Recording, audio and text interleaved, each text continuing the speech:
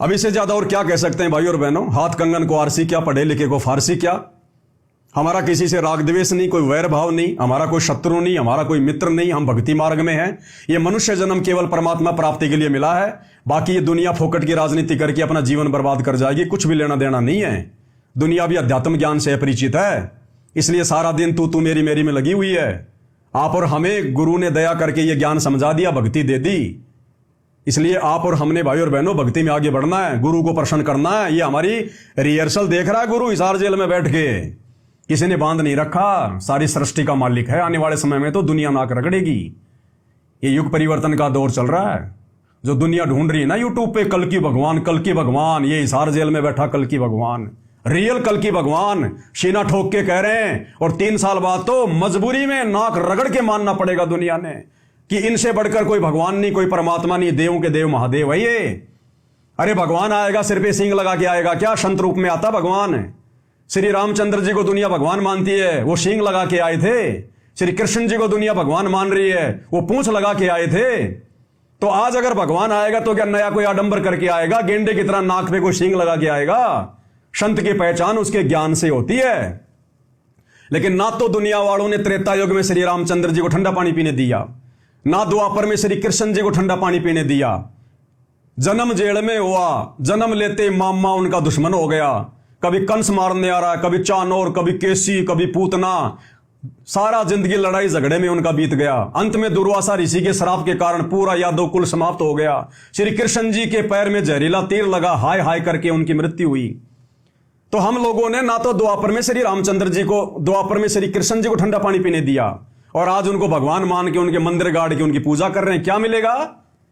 अरे मूर्तियां पूजने से क्या मिलेगा? आज मंदिर बनाने से क्या मिलेगा? जिस समय वो थे उस समय अगर उनकी बातों को मानते तो कोई लाभ मिलता। अब मरने के बाद में डॉक्टर की मूर्ति बना दो और जाके दंडोत करो, महाराज जी मेरा पेट में दर्द होगा, डॉक्टर साहब वो मूर्ति तुम्हारा इलाज कर देगी क्या? है? अरे वो पत्थर की भैंस तुम्हारे को दूध की बाल्टी ठोक देगी क्या?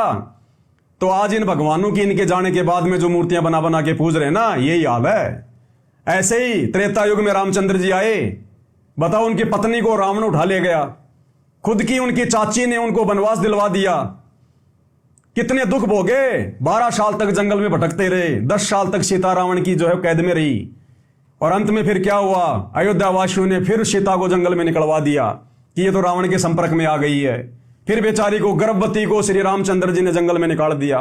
अंत में श्री राम और लक्ष्मण दोनों सरयू नदी में जाके जीवन लीला समाप्त करी। और आज हम उनको भगवान मान के पूज रहे हैं। तो भैया जब कोई महापुरुष आता है उस समय मानो, उस समय उनकी शिक्षाओं पे चलो, उस समय उनको पहचानने का प्रयास करो।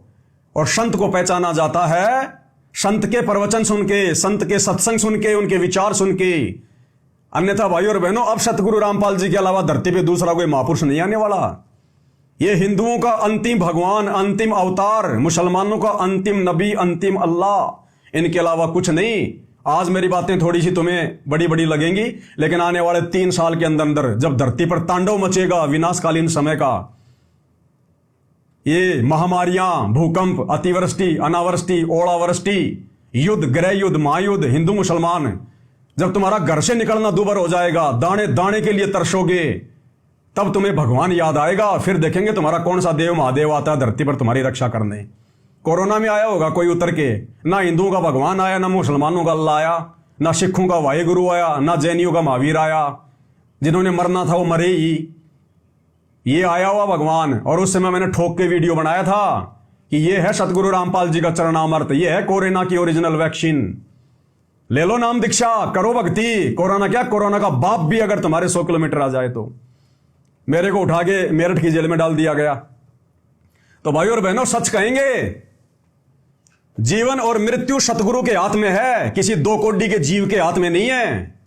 2 कोड़ी का जीव केवल अपने 10% स्वतंत्र उन कर्मों का दुरुपयोग कर सकता है जो हर जीव को देता परमात्मा। 25% जो स्वतंत्र कर्म मिलते हैं जीव को, केवल जीव उनका दुरुपयोग कर सकता है। जीवन और मृत्यु जीव के हाथ में नहीं है।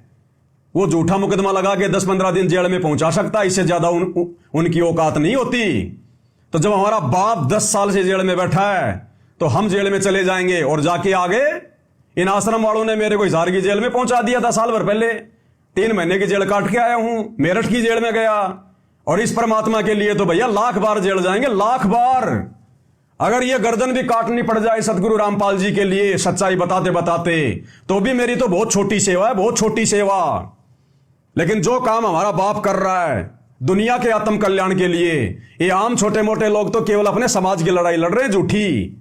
कोई यादव समाज का, कोई ब्राह्मण समाज का, कोई जाट समाज का, कोई राजपूत समाज का लेना देना कुछ नहीं है, ना वो समाज काम आता। और ये सतगुरु रामपाल जी तो पूरे विश्व की लड़ाई लड़ रहे हैं आत्माओं को काल के जाल से निकालने की। और इसमें अगर हमारे जैसे अगर 2 कोटि के जीवों का छोटा बहुत कोई सहयोग हो जाए, महीना 2 महीना, साल 2 साल अगर जेल भी जाना पड़ जाए, तो ये तो हमारे लिए जो है गर्व की बात है, गर्व की बात। इतिहास बनेगा आने वाले समय में। तो मैं बाकी सभी लोगों से भी प्रार्थना करूंगा कि आप सब लोग सतगुरु रामपाल जी के सत्संग सुनना शुरू कीजिए। ये बरवाला कांड को देख के या सतगुरु रामपाल जी के इस परिवार की घटिया इन हरकतों को देखकर संत जी में दोष मत निकालिएगा। देखो, देखा देखे में किसी संत की निंदा करने से बहुत गहरा पाप लगता है।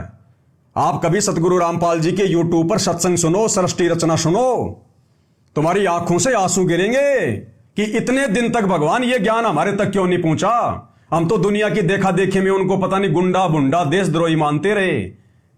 अरे भैया, अब क्या कहें इससे ज्यादा। गूंगा आदमी गुड़ खा के स्वाद नहीं बता सकता। लेकिन फिर भी आपसे प्रार्थना कर रहे हैं, आप लोग सतगुरु रामपाल जी के सत्संग सुनना शुरू करो, प्रवचन सुनना शुरू करो। अरे सारा दिन मोबाइल में शॉर्ट वीडियो, रील वगैरह, इंस्टाग्राम पे फलाना दिखना, ये नगनी फोटो, ये पोर्न वीडियो, दुनिया भर के चीजें देखते रहते हो। क्या मिलता है तुम्हें? तुम्हारा दिमाग खराब होता है, तुम्हारे अंदर कुविचार उत्पन्न होते हैं, फिर ऐसे तुम्हारी संतानें करेंगी आगे चल के। एक आदमी मोबाइल देखने में कम से कम 4 से 5 घंटे का समय अपना रोजाना अपना बल्कि बर्बाद करता है फालतू की वीडियो में। अरे आधा घंटा नियम बना लो, रात को खाना वाना खा के जब बेड पे जाके सोऊंगा, आधा घंटे कान में लीड लगा के संत रामपाल जी के सत्संग सुनूंगा। तुम्हारी 75% आपदाएं तो संत रामपाल जी के सत्संग सुनने मात्र से समाप्त होने लग जाएंगी। ये परम संत है, इनके वचन में शक्ति है, इनके वचन कान के माध्यम से अंदर जाके रिएक्शन करेंगे तुम्हारी 75% समस्याएं। और अगर किसी को कोई भयम हो, किसी को कोई डाउट हो, अगर कोई भाई बहुत बड़ी कोई मुसीबत में हो, कोई समस्या में हो, भयंकर कोई बीमार हो, डॉक्टर ने जवाब दे दिया हो, या कोई आत्महत्या करने पे तुला हो कि बस मेरा तो जीवन ही बर्बाद, आगे कुछ नहीं बचा, एक बार विश्वास के साथ कह रहा हूं, सतगुरु रामपाल जी से प्रार्थना कर लेना।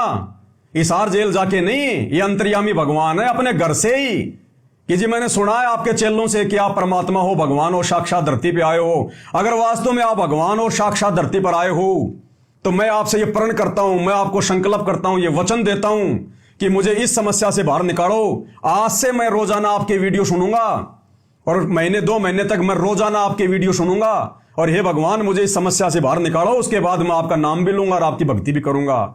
ये पवनदास विश्वास के साथ कह सकता है, विश्वास के साथ। जिस रोग से लाखों रुपया बर्बाद करके आप डॉक्टरों से मुक्ति प्राप्त नहीं कर सकते, 1-1.5 महीने मात्र उनके रोजाना सत्संग सुनने से आपको उस रोग में 75% मुक्ति मिलेगी। और बाकी जिस दिन नाम ले लोगे, सही तरीके से भक्ति पे लग जाओगे, फिर तो कहना ही क्या। तो किसी भी प्रकार का दुखी व्यक्ति जो जीवन से निराश हो चुका है, हताश हो चुका है, या बहुत भयंकर कोई समस्या में वो गिरा हुआ है, एक बार सतगुरु रामपाल जी से हृदय से प्रार्थना करना। अरे इन पत्थरों की मूर्तियों के आगे भी तो पूरी जिंदगी हो गई, हमारे को प्रसाद बांटते, इनके भंडारे करते, क्या मिला? मरने वाले मर ही रहे, दुर्गति वालों की दुर्गति हो ही रही है। एक बार ये जिंदा भगवान से भी प्रार्थना कर लो। भगवान आएगा संत रूप में, इंसान रूप में आएगा। इंसानों को समझाने के लिए भगवान कोई पत्थर बन के आएगा क्या? हमारी बुद्धि पे पत्थर पड़े। इंसानों को समझाने के लिए भगवान इंसान ही तो बन के आएगा, वो तो हाथी बन के आ जाएगा। तुम क्या समझोगे फिर? हैं? और कहते हैं भाई, गुरुर ब्रह्मा गुरुर विष्णु गुरुर्देव महेश्वर गुरुर साक्षात पर ब्रह्म तस्मै श्री गुरुवे नमः। कहते हैं ना कि गुरु ही ब्रह्मा, गुरु ही विष्णु, गुरु ही भगवान है, गुरु ही सबसे बड़ा परमात्मा है। तो गुरु रूप में आता है ना परमात्मा, तो गुरु रूप में आया हुआ मेरे भाई। अब यह थोड़ा मार मार के नहीं समझाएगा, यह परम संत है, अपने प्रवचन दे रहा भाई। जब सृष्टि रचना सुनोगे तो पता चलेगा। इनका और काल का एक एग्रीमेंट है, उस एग्रीमेंट के तहत ये परमात्मा जबरदस्ती नहीं करेगा। नहीं, ये तो एक चुटकी में ले जाए अपने बच्चों को वापस अपने सतलोक, इस गंदे लोक से निकाल के।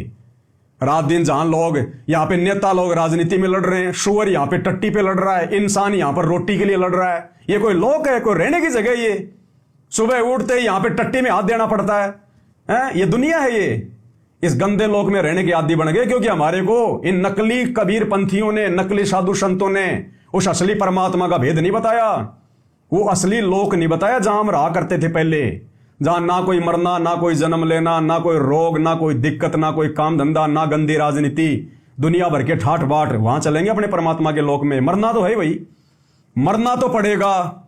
अगर सतगुरु रामपाल जी के शरण में आ गए, भक्ति सफल कर ली, तो उनके साथ उनके सचखंड में जाओगे। नहीं मरना तो है ही भाई, फिर 84 लाख में जाओगे, सीधी सी बात। तो प्रवचन सुनना शुरू करो, चाहे 10 मिनट सुनो, चाहे 15 मिनट सुनो, एक बार आदत तो डालो। दुनिया भर के फालतू वीडियो देख के क्या मिलता है? संतों के सत्संग सुन के कुछ तो ज्ञान की बात मिलेगी, और देखना फिर तुम्हारी रुचि आगे से आगे कैसे बढ़ती जाएगी।